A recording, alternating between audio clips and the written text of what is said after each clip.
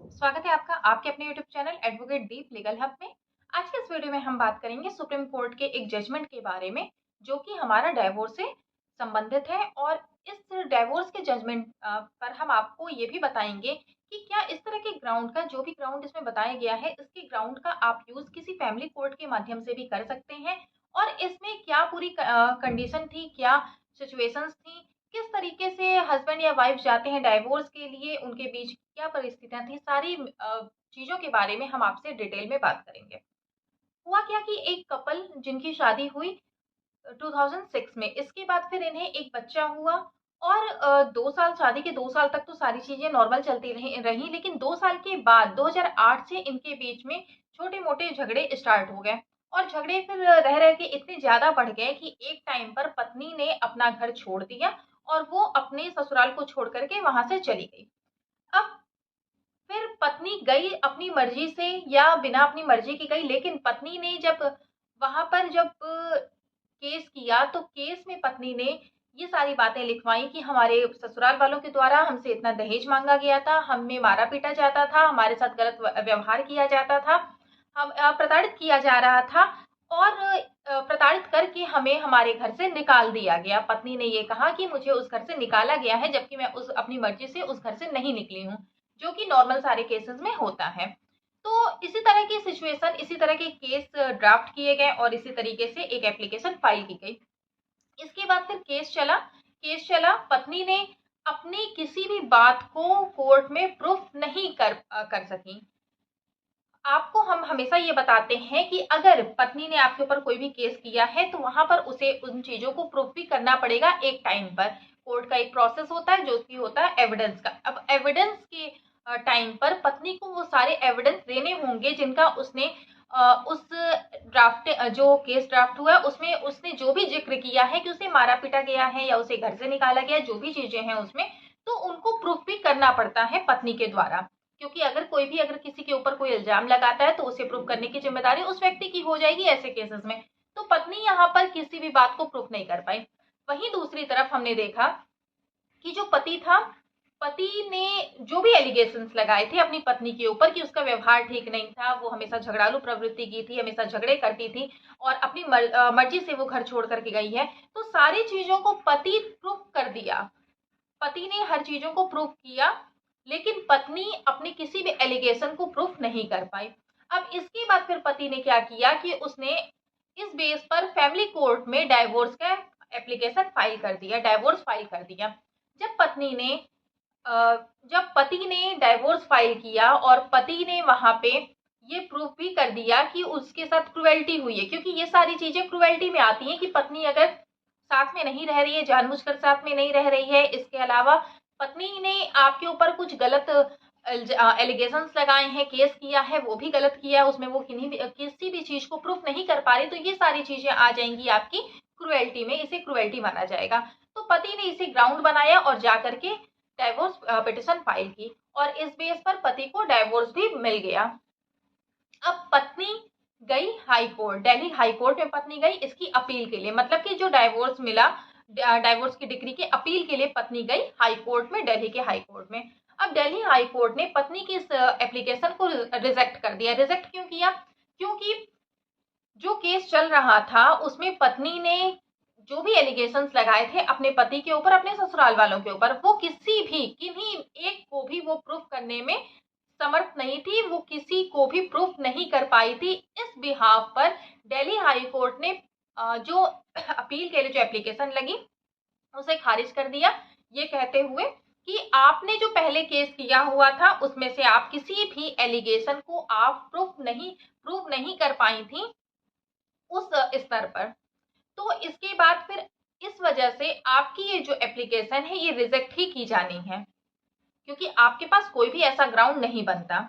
इसमें Delhi high court ने यह भी कहा कि कई बार ऐसा होता है कि पति पत्नी के बीच में कोई ऐसी बात नहीं हुई होती है, लेकिन उनका जो रिलेशन होता है वो समाप्ति के कगार पे होता है। और यहाँ भी हम यही देख रहे हैं, आप बहुत साल से आप दोनों एक दूसरे से अलग रह रहे हैं, और इस दरमियान, इस दौरान बहुत बार ऐसी कोशिशें की गई हैं अदालतों के द्वारा काउंसलिंग कराई गई है, मीडिएशन कराया गया है और हर संभव कोशिश की गई है, लेकिन उसके बाद भी कहीं भी आप दोनों के बीच में समझौता कभी भी नहीं हो पाया है।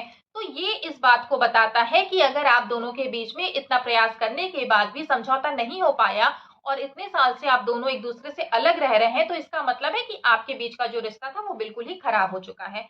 और इस बेस पर भी जो डाइवोर्स की जो डिक्री दी गई है फैमिली कोर्ट के द्वारा, वो बिल्कुल ही ठीक है। उसमें अपील की आपकी एप्लीकेशन को हम इसमें स्वीकार नहीं कर सकते हैं, क्योंकि अगर आपको अपने रिश्ते को सही करना होता तो आपको जब चांस दिया गया तो ही आपने उसे सही कर लिया होता, लेकिन लाख कोशिशों के बाद भी आपने अपने रिश्ते को सही नहीं किया। हाई कोर्ट ने ये बात इसमें कही और साथ ही साथ हाई कोर्ट ने ये भी कहा कि कई बार ऐसा होता है कि पति पत्नी के बीच में रिश्ते तो खराब हो गए होते हैं, लेकिन कोई उसमें ग्राउंड नहीं होता। अगर हम देखें तो हम ये तो देखते हैं कि अगर पत्नी डाइवोर्स फाइल कर रही है तो वो अलग एलिगेशन लगा रही है, अगर पति डाइवोर्स फाइल कर रहा है तो अलग एलिगेशन लगा रहा है। मतलब दोनों अगर कभी भी कोई भी एक पार्टी डाइवोर्स फाइल करती है तो दोनों की ही ये बात होती कि कोई ना कोई आप एलिगेशन उसमें जरूर लगाते हैं। ये जरूरी नहीं है कि आपने जो एलिगेशन लगाया वो बिल्कुल सही है, लेकिन ये फैक्ट है कि आपके बीच का रिश्ता खराब हो चुका है, इसी वजह से आपने डाइवोर्स फाइल किया है। और जब आपने डाइवोर्स एक बार फाइल कर दिया तो और इतना समय बीत गया, आपने अभी तक आप दोनों एक दूसरे से अलग रह रहे हैं, तो मतलब ये रिश्ता इरिट्रेबल ब्रेकडाउन ऑफ मैरिज का हो गया है। अब इसके बाद फिर जब ये मामला जाता है सुप्रीम कोर्ट ने, तो सुप्रीम कोर्ट भी इसमें यही कहती है कि ऐसे मामलों में अगर कोई कोर्ट डाइवोर्स नहीं देती तो ये एक तरीके की क्रुएल्टी मानी जाएगी, क्योंकि हम ये देख रहे हैं कि ये रिश्ता बिल्कुल खराब हो चुका है, ये बिल्कुल भी सही होने के कगार पर नहीं है। एक तो ये होता है कि जब पति पत्नी एक दूसरे से बहुत समय तक अलग रह जाते हैं तो उनके बीच में जो इश्यूज होते हैं वो सॉल्व किए ही नहीं जा सकते, क्योंकि वो इतने इस स्तर तक बढ़ गए होते हैं कि उन्हें सॉल्व करने की थोड़ी भी गुंजाइश नहीं हो जाती। अब इसके बाद भी अगर कोई कोर्ट डाइवोर्स को एक्सेप्ट नहीं कर रही है, डाइवोर्स की डिक्री नहीं दे रही है, तो वो कोर्ट क्रुएल्टी कर रही है। अगर वो ये जान रही है कि अब ये रिश्ता सही नहीं हो सकता, फिर भी डाइवोर्स की डिक्री नहीं दी जा रही है, तो मतलब वो क्रुएल्टी कर रही है।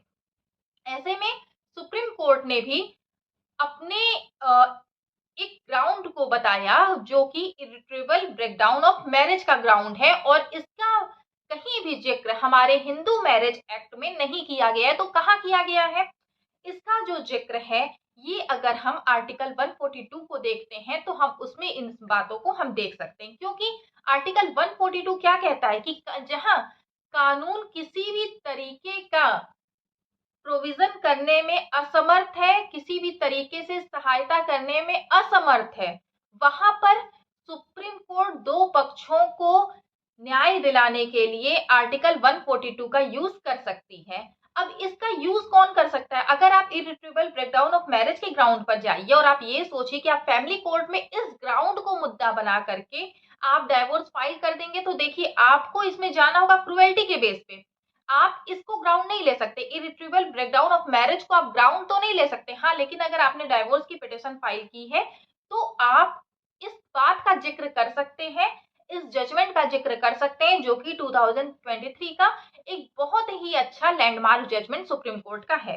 अब ये कौन सा जजमेंट है, इसका अगर हम आपको नाम बताएं तो ये है शिल्पा शैलेश वर्सेस वरुण श्रीवास्तव। शिल्पा शैलेश वर्सेस वरुण श्रीवास्तव, ये जजमेंट है।